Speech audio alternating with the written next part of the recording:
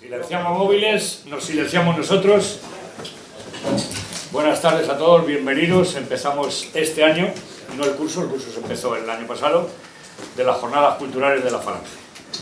Como siempre os anuncio la próxima, que va a ser el lunes día 18 de enero. Digo el viernes, estoy con el lunes. El título es Terrorismo ayer y hoy y el conferenciante va a ser Gustavo Morales. Como sabéis, Gustavo Morales fue jefe nacional de la Falange. Y hoy tenemos al camarada Cesario Jarabo, licenciado en Humanidades, aunque ha ejercido buena parte de su vida profesional en banca, autodidacta, y es un entusiasta, historiador, entusiasmado por España, y eso le ha llevado a hurgar en todos los archivos y en todos los ficheros posibles, y nos ha dejado unas cuantas obras que ha presentado aquí. El primero de los insurgentes fue un libro que se presentó aquí también, bueno, entonces estábamos en Silva. Aprendí de Quijote, el cantonalismo y luego numerosos artículos, aparte de conferencias que ha dado. Hoy tiene un título, bueno, algunos preguntaréis luego por qué, un payaso en la corte. A uno diría, hay tantos payasos en la corte, bueno, a ver, ¿quién es un payaso de los que están en las cortes? Pero eso ya Cesario nos lo sacará de dudas, y ese payaso es Fray Bartolomé de las Casas. Gracias por vuestra presencia y escuchamos a Jarabo. Jarabo. Bueno, muchas gracias. Bueno, me vais a permitir pues que os lea, porque lamentablemente no tengo unas cualidades extraordinarias como orador y me tengo que hacer apuntes que son discursos completos. Es un trabajo que en definitiva he hecho porque últimamente tengo terminado un trabajo sobre la encomienda y sobre la encomienda en América y sobre la esclavitud en España, y entonces a raíz de esas circunstancias, sobre todo de la encomienda, pues me topé lógicamente con un personaje como es Fray Bartolomé de las Casas. Por supuesto ya era conocido, pues es conocido por muchos, pero bueno, ahí entré en harina con este personaje. Entonces, bueno, es el caso que tras la conquista de la Española en el Caribe, se procedió a hacer entre los colonos un repartimiento de indios con la esperanza de cimentar el nuevo ordenamiento económico, administrativo, jurídico y laboral de España en esas tierras. Pero esta experiencia pues, no resultó todo lo satisfactoria que era de esperar, principalmente por la falta de organización existente entre los primeros conquistadores, lo que dio lugar a unos repartimientos que acabaron siendo pura servidumbre, no remunerada y obligatoria.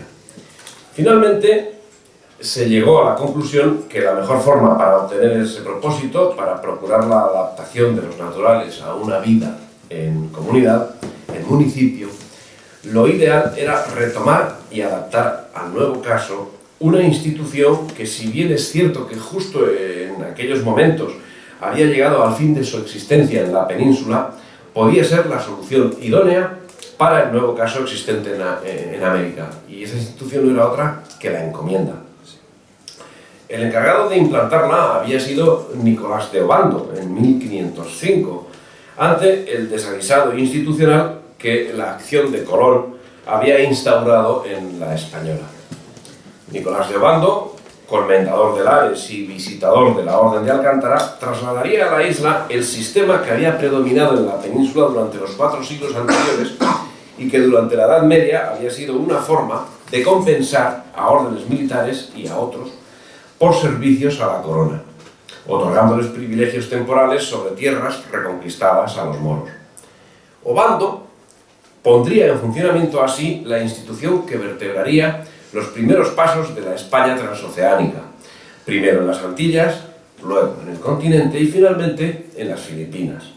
Una institución que había sido de suma utilidad en épocas inmediatamente anteriores y que había cumplido grandes servicios durante la Reconquista, posibilitando la repoblación de los lugares recientemente conquistados al amparo de los titulares de la encomienda, que se beneficiaban de su posición al recaudar los impuestos que correspondían a la corona.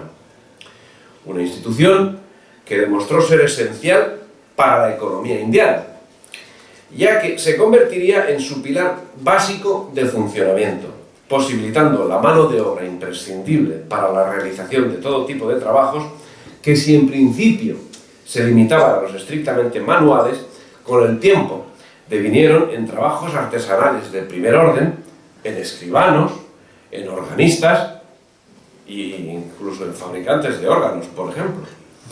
Pero la encomienda en América no sería como la conocida hasta el momento en España. El mismo término era pedagógico para los propios encomenderos. No parece casual que la corona, condenada como se veía a reavivar en América la institución, optase por mantener el nombre, por lo significativo que es. Encomendar no es dar, y además los encomenderos estarían sujetos a unas reglas de comportamiento. Los encomenderos tendrían que someterse a un régimen mucho más estricto, ya que a tenor de la legislación y de las acciones que siguieron, la corona estaba dispuesta a que esa institución tuviese en América una vida muy corta. La necesaria para hacer nacer el espíritu de comunidad ciudadana en los nuevos españoles. Los nuevos descubrimientos y el ensanchamiento de España hicieron que esa meta estuviese cada vez más alejada durante las primeras décadas, durante el primer siglo. Por su parte, los encomenderos, empeñados en convertirse en señores con potestad sobre vasallos, pretendían ejercer el señorío sobre los indios, señorío que debía ser transmitido de padres a hijos, y frente a ellos se opusieron quienes consideraban contrario al espíritu de conquista sojuzgar a los naturales para quienes exigían entera libertad. El dilema estaba servido, pues si bien es cierto que la encomienda era un arma decisiva para la conformación de la municipalidad, la corona debía legislar de forma muy sutil al objeto de no llevar a cabo en América una situación contraria a la que en ese momento justo estaba llevando en España, que era la eliminación de la encomienda. Para controlar el buen desarrollo, se creó un cuerpo de visitadores que debían llevar a cabo su función con una frecuencia muy marcada. Y como refuerzo a ese cuerpo de visitadores, las órdenes religiosas.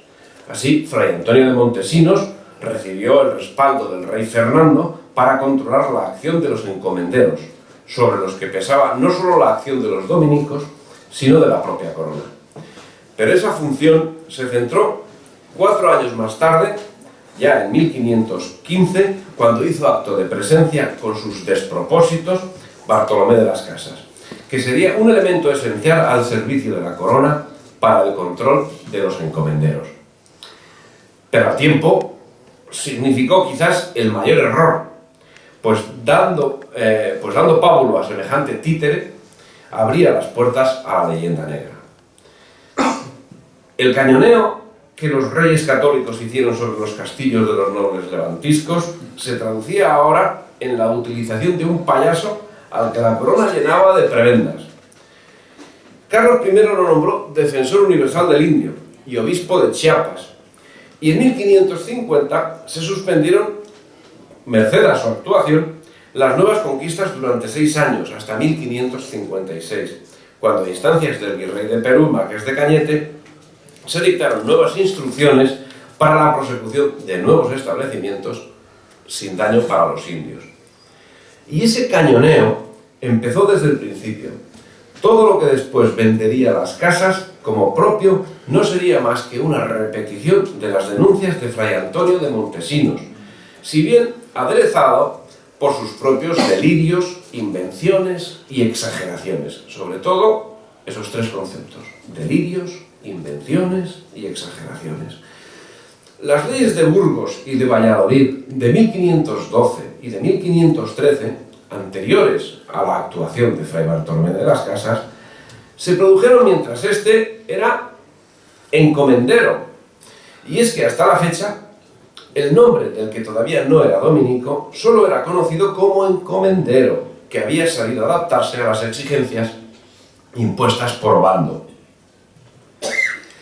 En 1507 fue ordenado presbítero, porque se dedicó a viajar a través del Atlántico en multitud de ocasiones. Tras lo cual tomó parte en las campañas militares contra los indios hostiles y con esclavos se dedicó a la búsqueda de oro, actividad que ya había desarrollado 2 años antes. Ya en 1512 era ordenado sacerdote y seguidamente capellán de la expedición para la conquista de Cuba. En estos momentos, 1512, pues tenía 26, 27 años. Iba en la conquista de Cuba al frente Diego Velázquez, el gobernador Diego Velázquez, de quien recibió un repartimiento de indios, repartimiento al que renunció 2 años más tarde, dando paso así a la etapa por la que se haría un hueco en la historia. Es en este momento cuando dio comienzo su peculiar campaña en defensa del indio, campaña que, si en sí misma es encomiable, parece que deja de serlo cuando, para apoyarla, usa no ya datos erróneos, sino evidentes y manifiestas mentiras, pero de sus continuados exabruptos, que contra todo pronóstico lograron atraerse la simpatía nada menos que de Carlos I y posteriormente de Felipe II, llegó a concitarse una acalorada discusión en todos los ámbitos de la vida nacional. En España todo el mundo hablaba del asunto. Unas discusiones y unas justas preocupaciones que acabaron dando pie a la conocida como controversia de Valladolid. El detonante que provocó esta nueva actitud del dominico fue comprobar la mortandad masiva que venía produciéndose, probablemente incluso antes de la llegada de los españoles, y sin parar a considerar el motivo de la misma, que tiene varias interpretaciones, posiblemente todas certeras, y que señalan como causa: 1. Las prácticas de sacrificios humanos y el canibalismo de las tribus. 2. El intercambio de enfermedades entre los españoles y los indígenas. 3. La posible existencia de una degeneración natural entre los naturales, por las relaciones sexuales que tenían entre ellos. Y por último, los hechos de guerra. La alarma cundió y la corona dio nuevas leyes mientras las casas seguía como encomendero. Pero bueno, llegó su conversión, y tras su conversión, Fray Bartolomé cargaría las tintas señalando a los españoles como de la debacle indígena, y esa creencia fue la que llevó a la redacción de las leyes nuevas, y andando los años, en 1550, a la celebración de la celebérrima controversia de Valladolid. Es el caso que en esa fecha, y a cuenta del más que evidente retroceso de la población indígena, se prohibió la prosecución de la conquista, al tiempo que se reguló la libertad de los indios.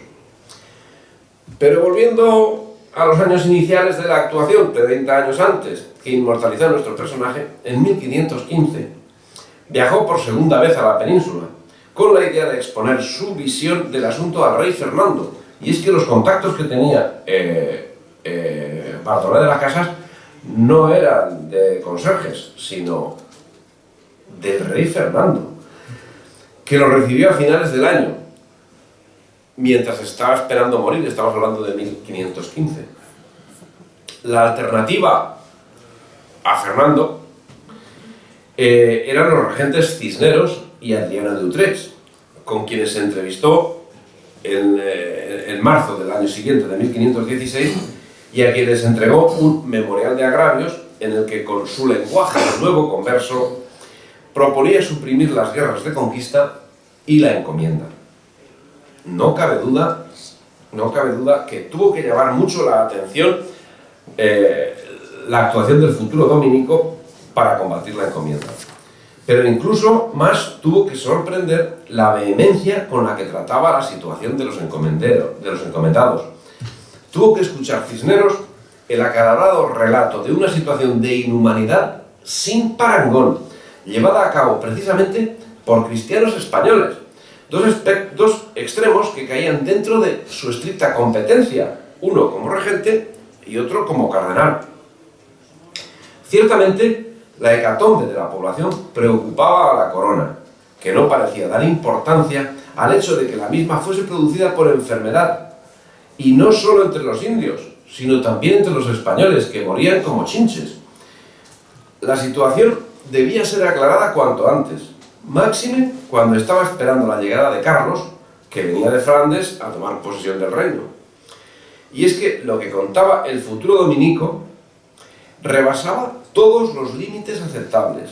Estaba relatando las hazañas de una banda de asesinos sin ningún tipo de moral, control ni freno. ¿Cómo podía el cardenal dejar de investigar la verdad de lo que era relatado cuando entre las afirmaciones se señalaban actuaciones propias de bestias?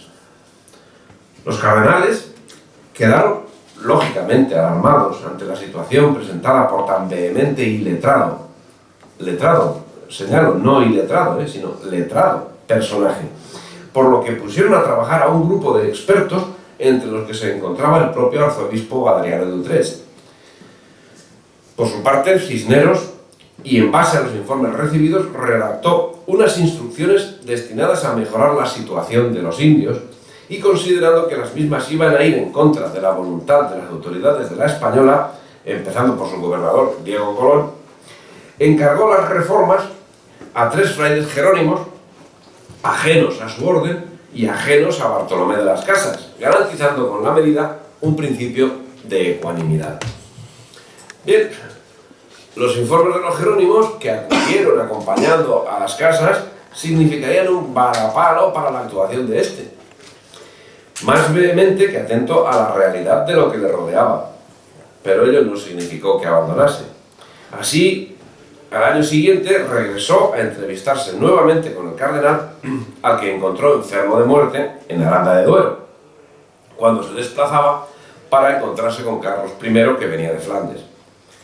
Una vez muerto el cardenal, las Casas alardeó directamente que Cisneros lo había nombrado defensor universal del indio, pero ese extremo no se haya documentado en ningún sitio. A partir de ahí, los contactos de Bartolomé de las Casas, que eran extraordinarios, entró en contacto con el joven rey, con Carlos I, quien quedó admirado y le animó para que redactase su brevísima, que no vería la luz sino hasta 35 años después. Desde entonces, siempre estaría bajo el amparo de la corona.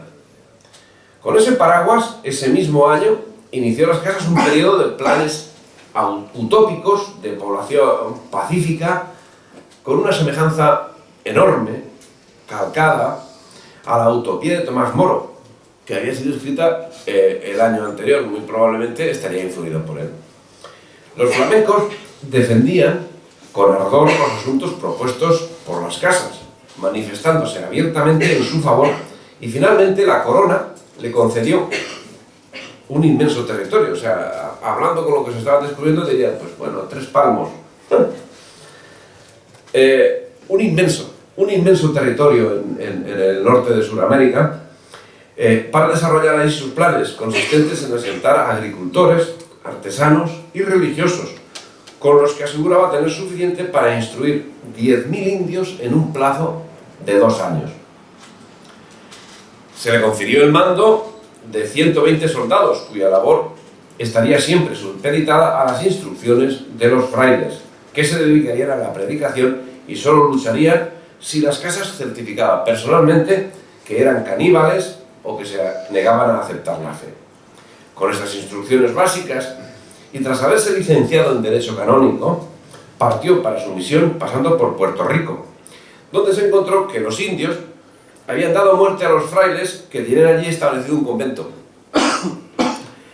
Bien, en agosto del año siguiente llegaría a Cumaná para implantar su doctrina desde la desembocadura del río Orinoco hasta el Golfo de Maracaibo, y de ahí al sur, o sea, al sur sin límite. O sea, una extensión inmensa. La experiencia tuvo un final poco acorde con las expectativas del dominico. La bondad natural del indio, base de los argumentos del fraile, no estaba en el espíritu de aquellos a quienes acudía a evangelizar. Los indios, caníbales, se habían sublevado y dado muerte a algunos misioneros. Las Casas se unió a una expedición militar de castigo, mientras los labradores que había llevado se habían dispersado y ninguno quería quedarse en la misión. Corría el año 1522, amargado por esa contrariedad que tuvo que ser un fracaso, sin lugar a dudas, el más espectacular que padeció. Fueron muchos, pero este fue glorioso. pues amargado por la contrariedad, acabó ingresando en la orden dominica, en la Española, en septiembre de ese mismo año, 1522, y profesó al año siguiente. Tenía 48 años. Durante unos años, y como exigencia de la propia orden, permaneció en el convento, donde acabó adquiriendo grandes conocimientos de teología y dando forma a su producción literaria. Con ese encargo principal, escribió su Historia General de las Indias y su Apología o Declaración y Defensa Universal de los Derechos del Hombre y de los Pueblos, que resulta un excelente tratado, Y con la fe del nuevo converso que era, redactó un informe cargado de vaguedades e imprecisiones inenarrables, su brevísima relación de la destrucción de las Indias, en el que relata una serie de horrores supuestamente cometidos por españoles, pero sin indicar nunca el momento y el lugar donde tuvieron ocasión esos supuestos actos, sin señalar si esas habían sido sus actuaciones durante el tiempo que él mismo había sido titular de encomiendas, dando la sensación que tal era el modo habitual de proceder de todos los españoles desplazados a las Indias. Unos horrores que el dominico se encarga de ampliar de forma panfletaria, sin duda en el conocimiento de que sus exposiciones alarmarían sobremanera a una sociedad educada en el humanismo cristiano,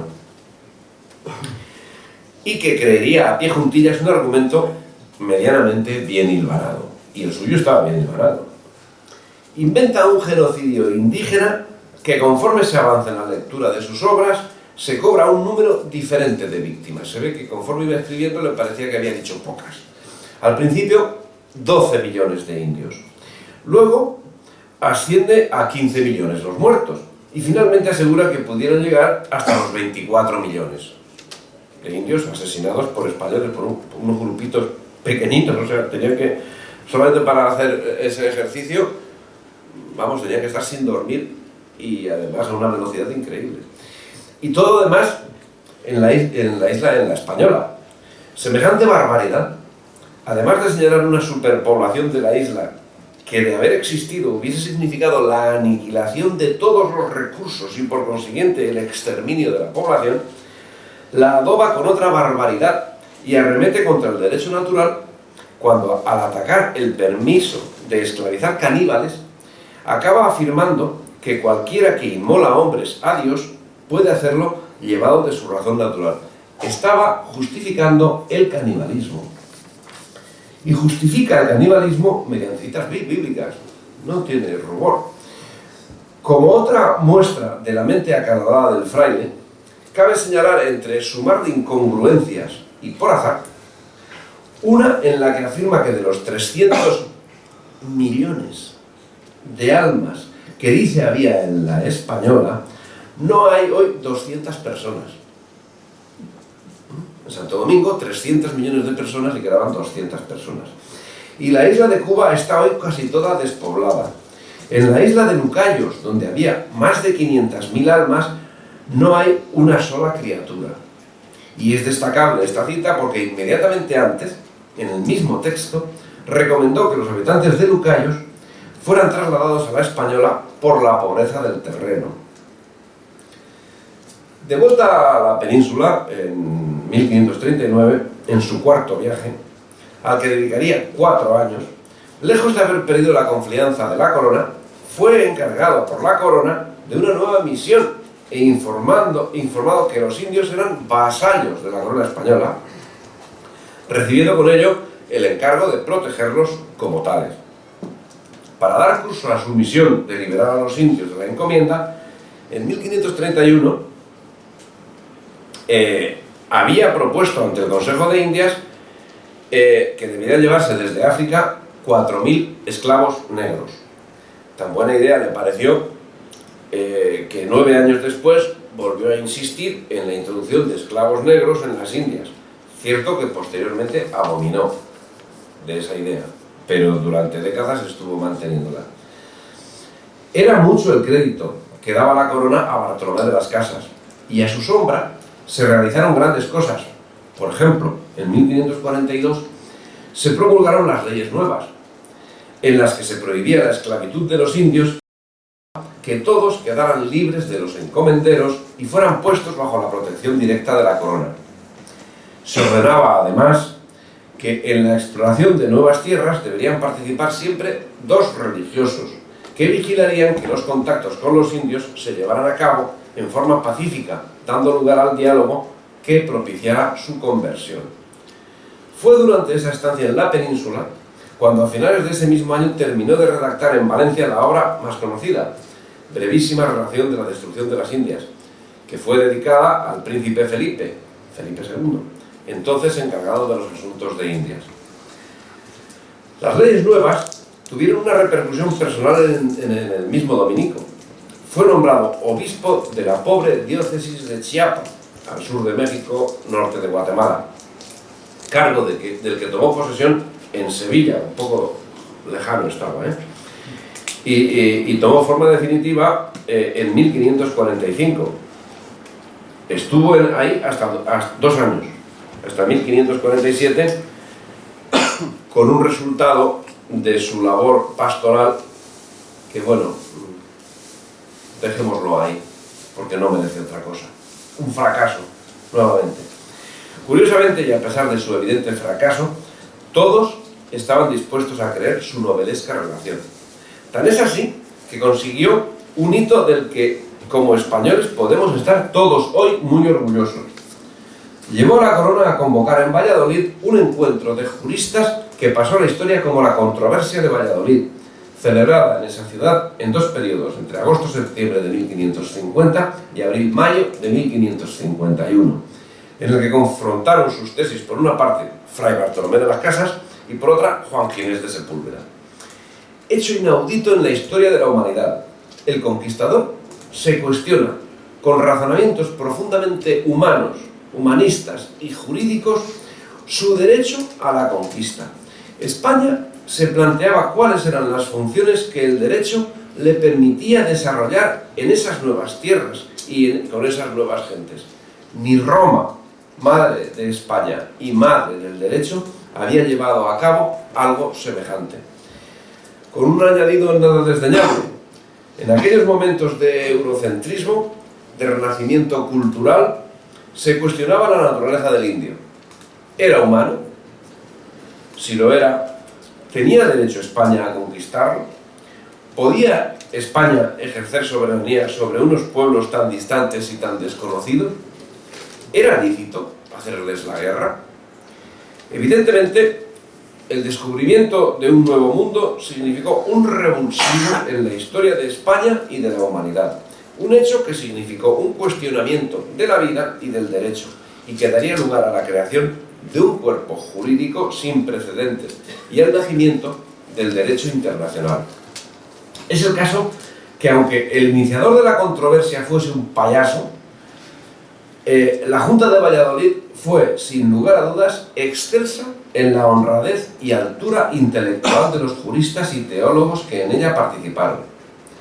Y en lo teológico también Fray Bartolomé de las Casas, siendo de destacar, aunque sea reiteración, el nivel intelectual y el arrojo al suscitar un debate que nadie, salvo la moral hispánica y cristiana, exigía, y corriendo el riesgo de llegar a unas conclusiones que resultasen contrarias a los intereses de quien convocaba a la Junta.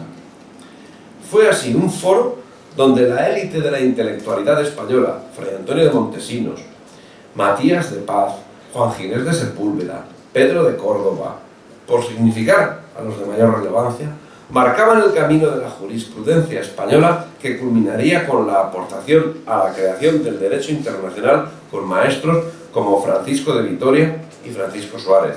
Afortunadamente para España y para los indígenas americanos, fue el tiempo del jurista por excelencia, el citado Francisco de Vitoria, que señaló los 8 títulos justos para justificar la presencia de los españoles en América. La cuestión no era baladí. Hasta el extremo estaba implicada en la vida intelectual de España que Carlos I acabó prohibiendo la prosecución de la conquista, otro hecho sin parangón en la historia de la humanidad, manteniendo esa prohibición durante 10 años, cuando comprendió que no conquistando las Indias bajo el paraguas del humanismo cristiano, se dejaba la puerta abierta para que fuesen conquistadas por el materialismo europeo, lo que ocasionaría un genocidio sin precedentes, como efectivamente acabó sucediendo con la entrada de los ingleses en Norteamérica. Pero esa realidad se iría desarrollando con el tiempo, con sus errores y con sus aciertos. No cabe duda que el inicial responsable de esas medidas, y sin olvidar como precursor a Montesinos, fue Fray Bartolomé de las Casas. Pero tal vez esa responsabilidad es solo parcial, siendo mayor la responsabilidad de Carlos I, de Francisco de Vitoria, de Melchor Cano y de los otros juristas que tomaron cartas en el asunto a consecuencia de esa situación. Sin olvidar la figura de Ginés de Sepúlveda, quien, a pesar de sufrir el ninguneo de la corona, a pesar de defender la acción de España con algunos argumentos que hoy nos pueden parecer fuera de lugar, defendía su postura también con otros argumentos sólidos, tanto y más, y mucho más, que los de Bartolomé de las Casas, porque también es cierto que Fray Bartolomé de las Casas desarrolló su capacidad dialéctica muy por encima de la realidad que conocía sobre la población indígena. Su buenismo lo llevaba a insultar a los conquistadores españoles, acusándolos de la hecatombe de la población indígena, cuando el hecho cierto es que, como ya queda señalado, la mortandad de indígenas era enorme, pero la de españoles expuestos a unas condiciones climáticas como las del Caribe, también.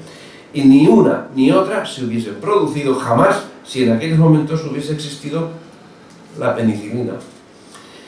América fue un encuentro para todos, para lo bueno y para lo malo. Los españoles murieron por enfermedades tropicales a las que los indígenas eran inmunes y contrajeron, entre otras cosas, la sífilis. Parece injusto acusar a los indígenas americanos de esa circunstancia. En sentido contrario, sin embargo, y sin duda alarmado por la inmensa mortandad, Fray Bartolomé de las Casas deja muestra de su espíritu, que sin lugar a dudas hubiese triunfado hoy más de lo que hizo en su tiempo por su condición más propia de la Ilustración. Con ese espíritu que prima más la verborrea que el análisis, no duda en señalar la extensión de Cuba como de Valladolid a Roma. La isla de Cuba tiene una extensión, según Fray Bartolomé de las Casas, como la distancia que hay entre Valladolid y Roma. Y en ese mismo orden, que estaba despoblada. Y en ese orden, bastante más cosas. Las exageraciones que las Casas deja patentes quedan expresadas de forma preclara en su apología, cuando, siendo que la obra está escrita a principios del siglo XVI, afirma lo que reitera constantemente: violencia cruel y salvaje por parte de los españoles, llevada a cabo desde hace siglos, marca literalmente. Dando por sentado que las Casas decía verdad al asegurar que contra los indios se cometieron injurias generalizadas, se venía haciendo desde hacía siglos, cuando América había sido descubierta 30 años antes. Las exageraciones de Fray Bartolomé no se ceñían en exclusiva al maltrato de los indios, que, como queda reflejado, existió.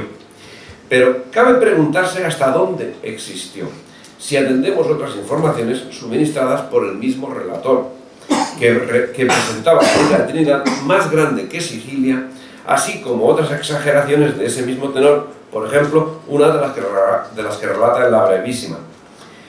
Dice: en un reino se llamaba Magua, la última sílaba aguda, que quiere decir el reino de la Vega. Esta Vega es de las más insignes y admirables cosas del mundo, porque dura 80 leguas de la mar del sur a la del norte. Tiene de ancho 5 leguas y 8 hasta 10 y tierras altísimas de una parte y de otra. Entran en ella sobre 30.000 ríos y arroyos, entre los cuales son los 12 tan grandes como el Ebro, el Duero y el Guadalquivir. Eso lo dice en la Brevísima. Bueno, Magua es una región al nordeste de la Española. De ser cierta la afirmación del dominico, sencillamente no existiría esa superficie de tierra, ya que viene a ser la quinta parte de la Española, cuya superficie total es de 76.480 kilómetros cuadrados. Total, que Magua son 15.000 kilómetros cuadrados, para 12 ríos tan grandes como el Ebro, cuya cuenca hidrográfica, la del Ebro, lleva 86.100 kilómetros cuadrados. Pues eso no cuadra. Parece que en lo relativo a la geografía humana usaba de los mismos argumentos, siendo que de todo echaba la culpa el dominico a los españoles en general y a la encomienda en particular, con lo que generó un falso conocimiento de la realidad de los unos y de la otra, dando lugar a la idea inexacta de lo que era la encomienda. Y en cuanto a otros aspectos, otras barbaridades imposibles de calificar y sobre todo imposibles de ubicar en un lugar concreto.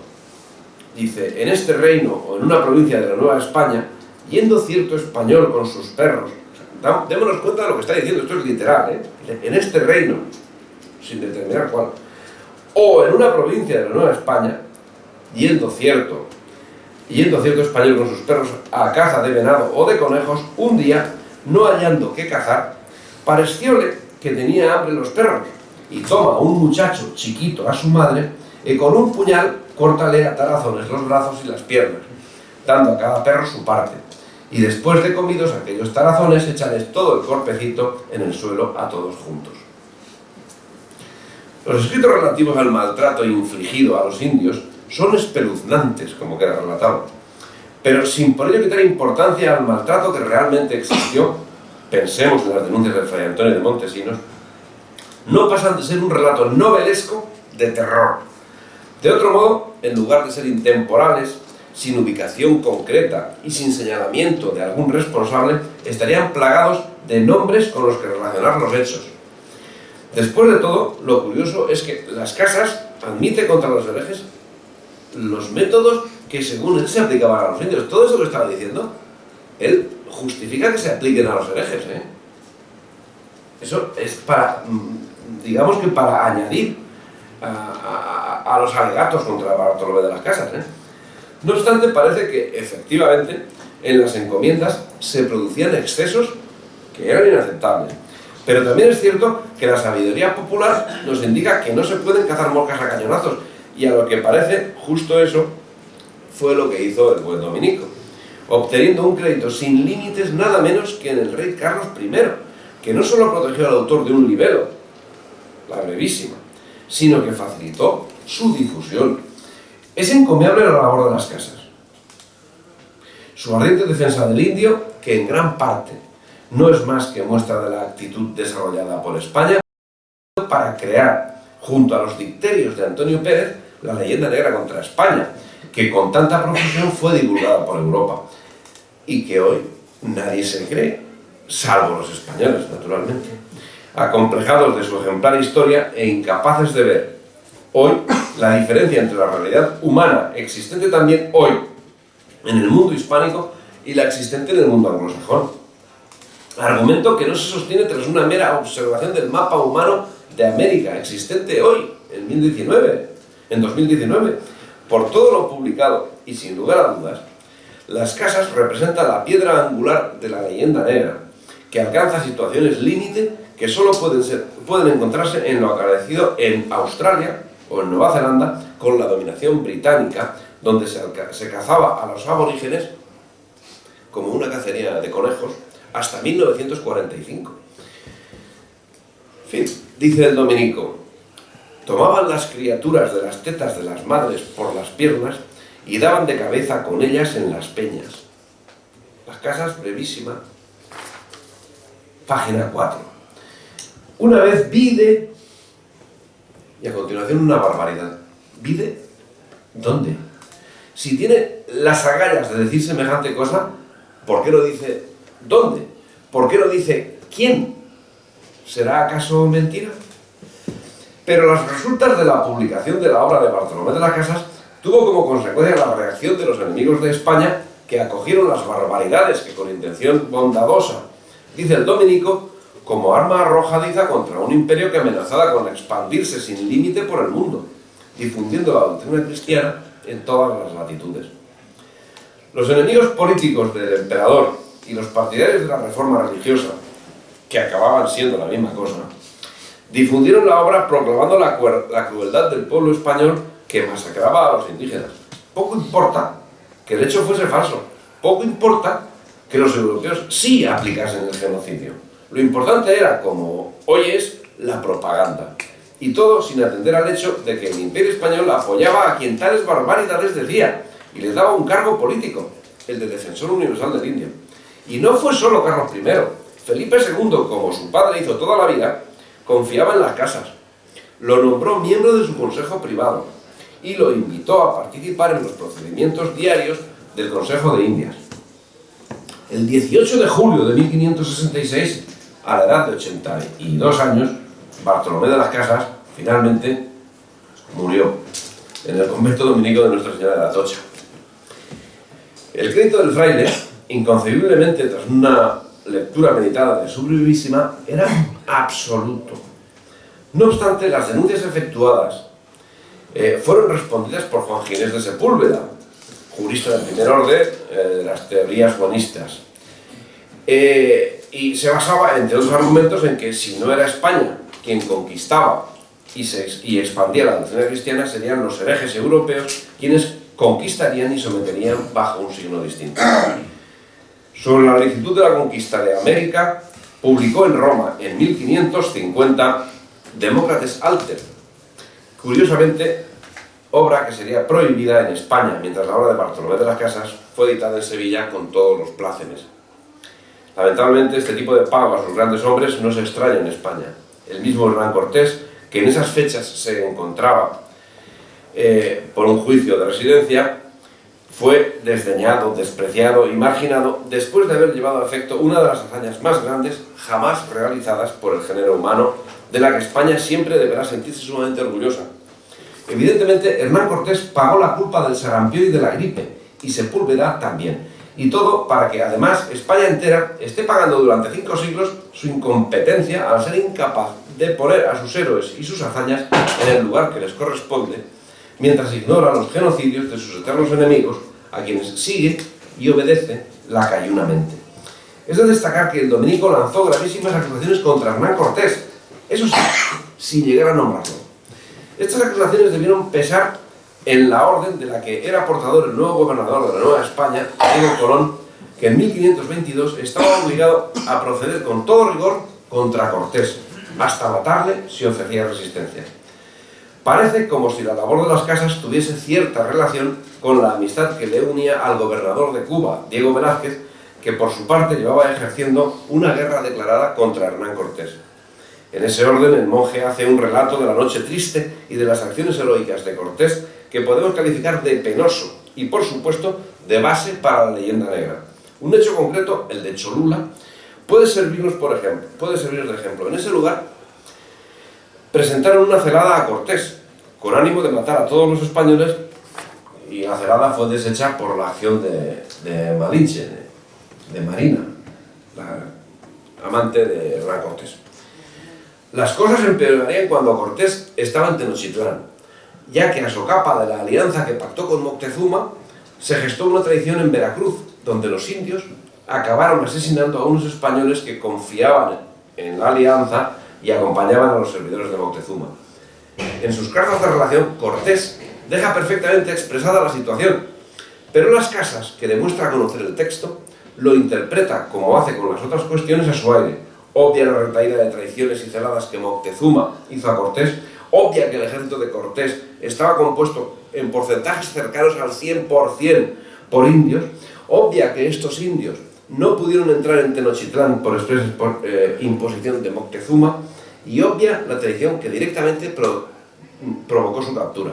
No paró ahí en sus ataques a Cortés, a quien acusa de acosar a los indios y buscar esclavizarlos. Lo trata de tirano. Pero, por las leyes dictadas por el propio Cortés y por la existencia de esclavos marcados en la cara con la letra G de guerra, en los bienes que le restaban en la hora de su muerte, se puede inferir que lo señalado por Las Casas a este respecto también es falso. Porque si bien es cierto que esos esclavos existían, también es cierto que todos eran viejos, procedentes de las incursiones de primera hora. Lo que es cierto es que la filosofía de Bartolomé de las Casas fue atendida y auspiciada por el Imperio Español. Carlos I no fue ajeno a los escritos de Las Casas, siendo que sus tesis, mucho antes que la Declaración Universal de Derechos, de corte liberal, tuvieron reflejo en su Declaración y Defensa Universal de los Derechos del Hombre y de los Pueblos. Ciertamente, las explicaciones de Las Casas pasan de lo peregrino. Sin embargo, hay una cuestión que prima incluso sobre las fábulas que cuentan, y que primaron también sobre el emperador. Lo primero era la defensa de los derechos del indio, y para ello se tomaron medidas jurídicas con todas las consecuencias. Pero después de todo, ¿es justificable la acción de Bartolomé de las Casas? ¿No es suficiente la denuncia? ¿No basta con la playa de defensores honestos del indio que adornan la conquista? Parece que el ardor de Bartolomé de las Casas hubiese estado mejor dedicado a otros objetivos. Y tiene que ser un alemán, Alexander Humboldt, quien en 1826 ponga los puntos sobre las íes y señale que el número de indios ha aumentado considerablemente entre los trópicos. Lo dijo Alexander Humboldt, que además estaba al servicio de Inglaterra. Por otra parte, si el culpable de la mortandad indígena no fue otro que el sarampión y la gripe, el responsable del desarrollo de la vida cultural de los indígenas sí fue el conquistador español. Y es que el declive demográfico no supuso la decadencia de la cultura indígena en ningún sentido, siendo que las culturas autóctonas evolucionaron de forma más rápida y radical como consecuencia del contacto con la cultura española y la necesidad de adaptarse a las nuevas tecnologías. En fin, lo que parece cierto es que Bartolomé de las Casas es exagerado en extremo, tanto que el sentido común y la historia no puede considerar sino como imposibles y falsos la mayoría de los datos concretos que aporta e inverosímiles las atrocidades contadas. Bueno, con un añadido, las Casas pasó a cobrar 100 pesos de oro al año como procurador de los indios, y cuando fue nombrado obispo de Chiapas, $500,000 de maravedís al año. Y cuando decidió dejar su cargo de obispo, pasó a cobrar una pensión de 200,000 maravedís, y esto, que puede ser considerado lícito, se une a que, según se cuenta, dedicó más tiempo a los viajes que a ejercer la caridad. Hizo 6 viajes, a los que dedicó 29 años, siendo que de los 32 años que pasó en América, 12 los cumplió como encomendero y 10 permaneció enclaustrado, que nunca aplicó, del mismo modo que nunca aprendió una lengua indígena, ni trató como iguales a quienes pretendía defender, y se asegura que nunca hizo por educarles ni enseñarles algo de provecho. Fray Toribio de Benavente, clérigo misionero, llegó a escribir a Carlos I que Las Casas era un hombre bullicioso y pleitista, injuriador. Yo conozco a De las Casas 15 años, dice, y siempre está escribiendo procesos y vidas ajenas buscando los males y delitos. Podrá alegarse que el dominico se limitaba a aceptar las gracias que le eran concedidas, pero no es así. Directamente las buscaba, reclamando en los lugares que suponía provechosos, siendo que tenemos accesible la carta que dirigió al gran canciller Mercurio Gattinara, tratando de sus reclamaciones personales, en las que se queja de que no le dieron una pesquería, por lo que no podía recoger perlas. En fin, sirva lo expuesto, espero que no haya sido muy pesado, para hacer una idea de quién era Fray Bartolomé de las Casas, un personaje que figura en el santoral protestante. Muchas gracias.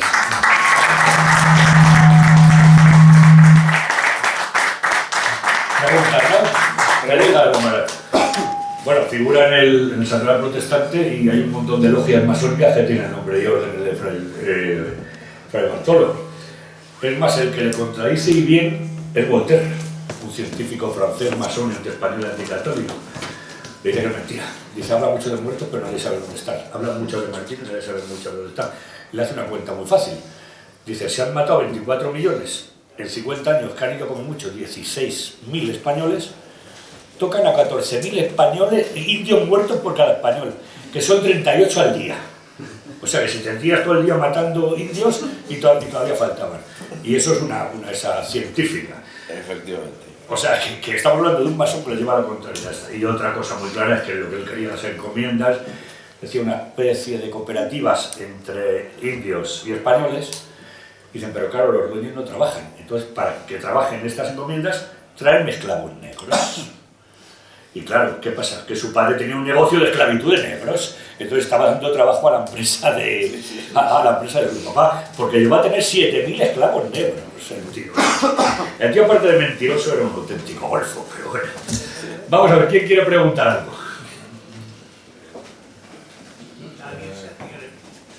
A ver. Venga. ¿Cómo era la relación, si es que la sabes, de las casas de la época, la comunidad? ¿Consta? No hace relación, pero lo que sí es cierto es que, bueno, él era como sus padres, judío converso. No hace relación, o sea, él se limita a defender las cosas desde el punto de vista cristiano y para de contar. Y no tuvo problemas con la Inquisición, cosa que no entiendo. Porque la Inquisición perseguía todas esas cosas, O sea, todas esas falacias, todas esas mentiras que estaba persiguiendo era lo que hacía la Inquisición, perseguirlas. Entonces, mi tesis, o sea, yo he escrito un trabajo en relación a Fray Bartolomé de las Casas dentro de un trabajo mayor que es sobre la encomienda y sobre la esclavitud. Son dos cosas distintas, la encomienda y la esclavitud. Entonces, la encomienda, que era una institución que la corona española estaba suprimiendo de manera sumamente decisiva en los momentos en que del descubrimiento de América, resulta que fue la corona la que la impuso en América. ¿Eso por qué? Porque mediante esa institución lo que se pretendía era transmitir a los nuevos súbditos pues, la idea de sociedad civil, la idea de municipio, y entonces es para lo que se usaba. ¿Qué sucede? Claro, al hacer la institución de la encomienda, lógicamente tenía que poner encomenderos. Pero si la corona quería la encomienda, lo que no quería eran los encomenderos. Pero claro, una cosa va ligada a la otra. Y entonces lo que hizo fue unas leyes extraordinarias, limitando el poder de los encomenderos. No les permitía tener no más de un número determinado de encomendados, les tenían que enseñar, o sea, tenían una jornada laboral reglada de 8 horas, tenían esa jornada durante 4 días trabajaban para el encomendero y 3 días trabajaban en sus propias tierras. Bueno, una cuestión más que interesante para hablar del tema de la encomienda. Los tenían que introducir en el catolicismo, enseñarlos a leer y a escribir en español y todo eso. Habla otro tema que hay que... Era una especie de contrato de trabajo de formación profesional. Los enseñaban a labrar la tierra porque no tenían ni puñetera idea, nos enseñaban a hablar, a besar en español, o sea, es la forma de introducir... Una de las cosas que a mí me llama mucho la atención es cómo es posible que en el siglo XVI se estuviese enseñando a leer y a escribir a todos los indios, y en el siglo XIX, en España, el 80% de la población era analfabeto. Porque ahí, del mismo modo que hay evolución, hay involución. Del mismo modo que se fomenta en un momento determinado que la gente sepa leer y escribir, como es el caso del siglo XVI, hay otro momento en el que se fomenta que la gente no sepa hacerlo, como es el siglo XIX. Cuidado, ahí estoy lanzando porque es que me faltan datos, pero es algo que quiero investigar en un futuro cercano. ¿Por qué? ¿Por qué esa incultura? Cuando resulta que... Y sobre todo desde quién, ¿no? Desde qué instituciones, porque ahí está probablemente es la clave de por qué... El motivo puede ser el dominio, pero ¿desde dónde parte esa incultura, esa promoción de la incultura? Pues el caso es que eso, que en el siglo XVI había escuelas y había universidades. En el siglo XVI se fundaron al menos 4 universidades. Mientras que en los dominios británicos, pues la primera escuela primaria fue en el siglo XVIII. Sí, donde llegaba un español ponía una iglesia y una escuela, donde llegaba un británico ponía un fuerte y una cárcel, bueno, y un burdel y una taberna. De todas formas, si leemos un poco las encomiendas de Isabel la Católica, son impresionantes para hoy día, porque prohíbe trabajar de forma forzosa, no forzada, o sea, ejercicio violento, a las mujeres embarazadas. Prohíbe trabajar a los niños, a los mineros les obligan a los encomenderos cada 3 meses de trabajo, uno de vacaciones. A ver en qué lugar de Europa, por cada 3 meses libran unos, o sea, y todos con la obligación de saberlos, como hemos dicho antes, a leer, a escribir el español y a creer en Dios. O sea, evangelizar significa llevar las virtudes de la Iglesia Católica, pero la Iglesia Católica Española también llevaba la virtud de la sangre. Hombre, por supuesto que hubo excesos, pero no como norma, sino como cosa... Cuentan una anécdota que un oficial español un día a un cacique le atravesó con la espada la barriga. Y se le quedaron mirando y dice, coño, este fue el que derrotó el otro día a fulanito y menganito español y se los comió. Dijo, leche, acabo de clavar una espada en un camposanto español, que Dios me perdone. Claro, se tenían los españoles dentro, el tío ese. ¿Cómo no, si la agarran y se lo comen, cómo no se van a pasar? ¿Cómo murió Valdivia en Chile? Eso que tenía su indio favorito, el lutano ese, que le enseña a montar caballo, le da un caballo y cuando se descuida le agarra y se le come vivo con unas conchas arrancándole la carne tajada, en el medio de la Orocana. ¿Cómo esa gente luego no se va a poner violento y van a entrar a saco por donde sea? Pero la norma no era esa, la norma, bueno, ahora lo tenemos. Desde ya el siglo de estar allí ya se hablaba, desde la primera misión de San Agustín, que es actualmente Nueva York, hasta la Patagonia o Tierra de Fuego, ya todo el mundo sabía hablar español. Se dice pronto, en un siglo. El gran logro que no perdonan a España, dos cosas. Lo primero, que se rece al mismo Dios en el mismo idioma. Y segundo, que España entra en guerra con los protestantes y dicen, coño, los católicos son muy malos. Están matando indios, pues como vengan aquí y la mitad de Alemania y los Países Bajos que eran católicos, reniegan a la ayuda española, no sea que los pasen el cuchillo. O sea, era una forma de estrategia que aquí no supimos defender bien. Porque si el emperador, aparte del Concilio de Trento, obliga a reconocer la obra de España, hubiese sido otra cosa. Pero es que el español, el emperador era bastante germánico. Perdona, Gustavo. César. Bueno. ¿Quién más? A ver, ¿querías tú, Mario, no? No, o sea, las que habéis aclarar, porque yo tenía la duda de la conversión, o que fuera converso Fray Bartolomé de las Casas, pero me habéis confirmado, o sea, ya mi pregunta... Bueno, de hecho, él, su verdadero apellido es Casaus, Él se lo españoliza. Él demuestra, y no era de Cataluña, y demuestra que lo que se habla ahora en Cataluña era el castellano de entonces. Casaus son las casas. Claro. Sí, hay un informe del Instituto Cervantes. Entonces, que no es... Castilla y Aragón se entendían sin intérpretes. Y cuando llega el rey Jaime a Cataluña, a ver que el desorden que había en la ciudad condal, antes hacen los fueros de Jaca. Y los fueros de Jaca, hoy los entiende cualquier catalán parlante. Y cuando llega a la ciudad condal, ese mismo idioma lo hace cambiar 300 vocablos porque la gente allí no lo sabía. O sea, que te demuestra... El idioma castellano era Fray Gonzalo de Berceo. Desde Nebrija en adelante lo que escribe Quevedo es el español, no tiene que ver con el castellano. Diéresis, sonidos débiles, lo que se habla en Cataluña. No hay ñes, no hay jotas, pues hay mucho vulgar ahí. Pero bueno, si son ilusiones decir que tienen un idioma propio, se lo regalamos porque entre otras cosas el idioma catalán forma parte de la cultura española. Más.